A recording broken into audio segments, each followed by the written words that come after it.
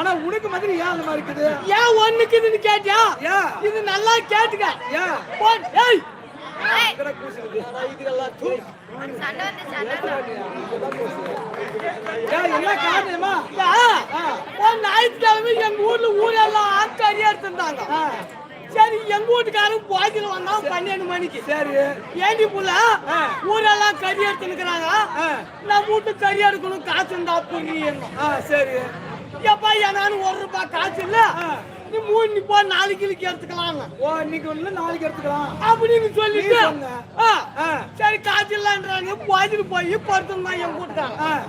படுத்துக்கிட்டு நானும் என்ன பண்ணேன், பாத்ரூமுக்கு குளிக்கிறதுக்கு போறேன். சரி குளிக்கிறதுக்கு போய் துணியெல்லாம் கத்திட்டு குடிச்சிருந்து பாரு.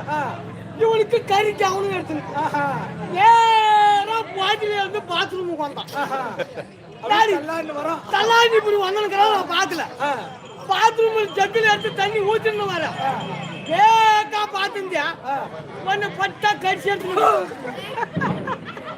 சொல்றது